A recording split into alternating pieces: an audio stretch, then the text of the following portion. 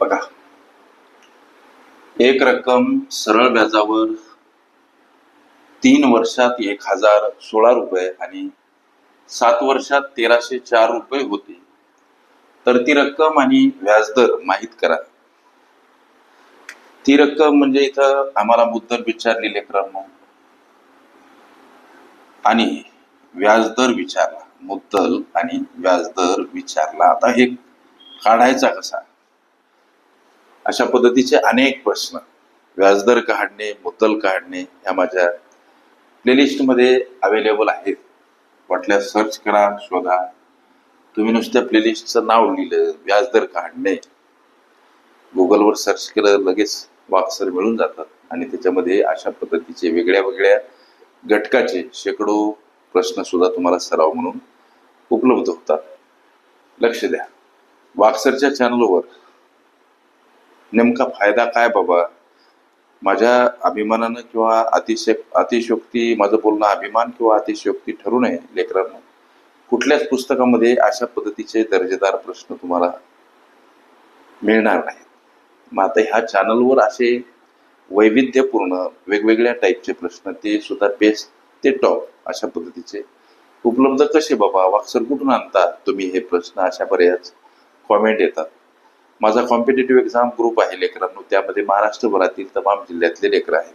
प्रश्न विचारतात, sir explain द्या, आणि मला असं वाटते की असे प्रश्न अनेक लेकरांना पडले असावेत. त्यांच्या काळजीपोटी हे तमाम प्रश्न बाय व्हिडिओज सजेस्ट केलेली मी अपलोड करत असतो निस्वार्थ भावनेनं. आता हा प्रश्न सोडवायचा कसा? अशा पद्धतीचे प्रश्न इथं वर्ष आणि रास, प्रश्नामध्ये रास दर्शवली, इथं वर्ष आणि हे अशा पद्धतीनं रास.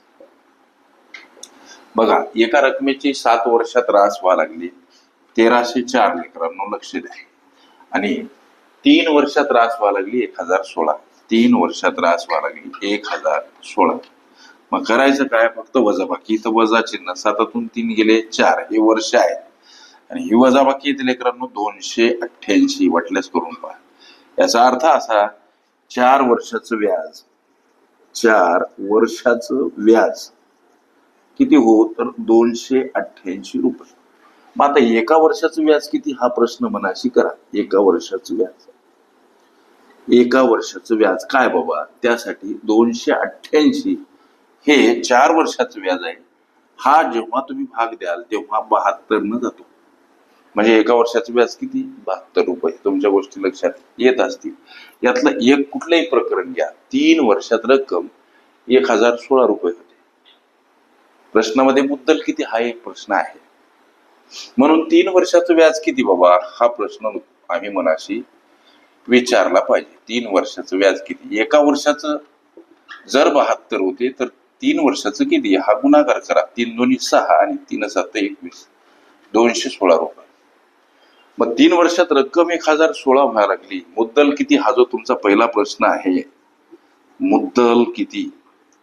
3 वर्षाची रास लेकरांनो, सूत्र माहिती तुम्हाला सगळ्यांना. रास वजा मुद्दल काढायची म्हणून इथं व्याज वजा करा, बराबर प्राप्त होणारं उत्तर मुद्दल असते. ही गोष्ट तुम्हाला सगळ्यांना माहिती आहे. मग 3 वर्षाची रास जर 1016 आहे आणि 3 वर्षाचं व्याज जर 216 होते, ही वजाबाकी म्हणजे पहिल्या प्रश्नाचं उत्तर 800 रुपये मुद्दल आहे. आता राहिला तुमचा दुसरा प्रश्न व्याजदराचा. सर व्याजदर किती हो? तर त्यासाठी लेकरांनो सरळ व्याज काढण्याचं जे आमचं सूत्र आहे, जसं की म द आणि क गुणिला स्वरूपात आणि छेदस्थानी 100. सरळ व्याज 216.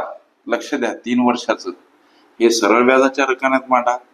मुद्दल आता आम्हाला माहित झाली 800 रुपये.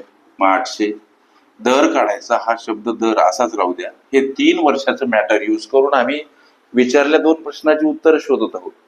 मग आता इथं 3 काय? तर काळ अर्थात मुदत, छेदस्थानी सूत्र सांगते त्याप्रमाणे 100. इथे या 2 शून्यासाठी हे 2 शून्य खलास होतात. 216 बरोबर हा 8 त्रिक 24 गुणाकार, समोर त्याच्यासोबत गुणिला दर.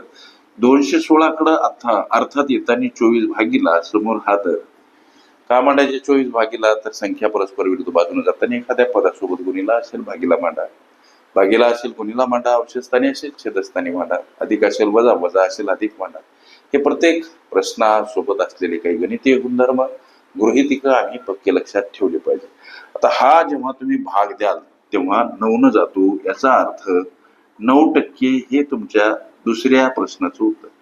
प्रश्नामध्ये मुद्दल किती हा प्रश्न, त्याचं उत्तर 800 रुपये. प्रश्नामध्ये व्याजदर किती दुसरा प्रश्न, त्याचं उत्तर 9%. ओके.